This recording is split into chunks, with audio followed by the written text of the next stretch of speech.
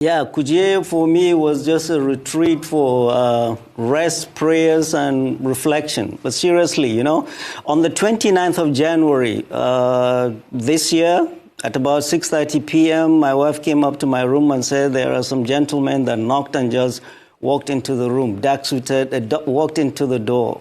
They want to see me. They said I'm expecting them. I came downstairs in my jalabia, no hat, and flip-flop. And they said they are from the EFCC. They've come to take me to the EFCC. I said, guys, you haven't even introduced yourselves. So they just brought out their badge and said, oh, they're EFCC. Show me arrest warrant. Oh, we don't need that, sir. Okay? Allow me go upstairs, change. They blocked me. They didn't let me. Allow my wife to go upstairs and bring me some change of clothing. They refused. We went outside. As we went outside, their bus was waiting outside. The driver was sitting, the engine was running. And there were 5 armed mobile policemen, some deployed behind the house, thinking I would run. I'm not a runner. So we went in, and I was sandwiched between an armed Mopol and a young operative. And they were high-fiving themselves as if they had captured notorious Kachala Bello Turji. We went to the EFCC, went to the office of their boss, and he handed me a bunch of papers. What are these? These are your charges. Well, I don't need the charges if I don't have my lawyer here.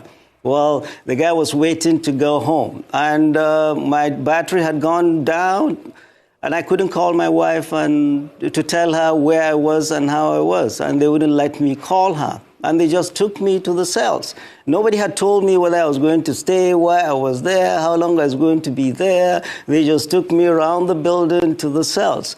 Entered the cells. Well, a lot of them were youth. They recognized me from the previous brouhahas in Nigeria. And they came up to me wishing me good luck and best wishes. I had serious headache because, remember, I had fasted for over 14 hours by then. I hadn't eaten or drunk anything. They brought me a sachet of pure water and tea. I drank and went to sleep. And then the next morning, they took us to, they called my name out. We were going to court. We went into the bus. Well, when we came out of the building, they had placed their official photographer to be taking photographs of me without a hat, in jalabia, in flip-flop. That was when I realized these guys are up to no good. All they're interested is to demean me, dehumanize me, and weaken my spirit. They don't know who they're dealing with.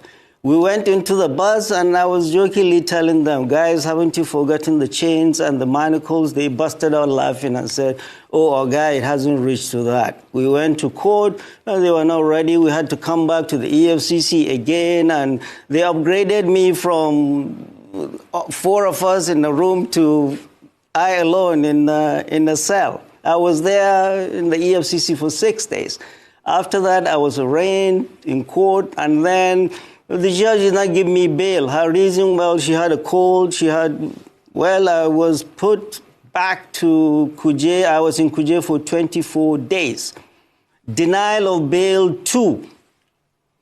Anybody excused is wrong, because bail is a constitutionally guaranteed right of anybody accused, except if it was a capital offense or the person is suspected of terrorism. Mine was neither of those. I was denied bail deliberately by this government to shake me up. And I was put in Kuje for 6 days and 24 days in EFCC for 6 days and 24 days in Kuje to shake me up and silence me. But no, I'm no one to be silenced.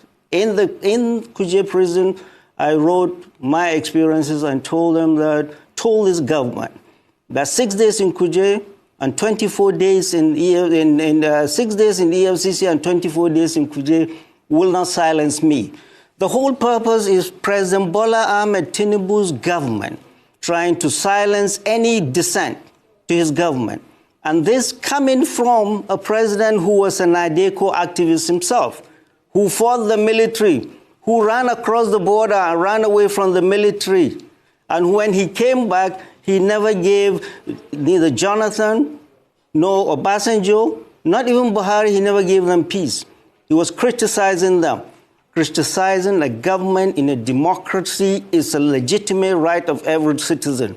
And President Bola Ahmed Tinubu is trying to stifle dissent in this country and is trying to make this country a one-party dictatorial state. We are not going to let that happen. We'll continue to speak up.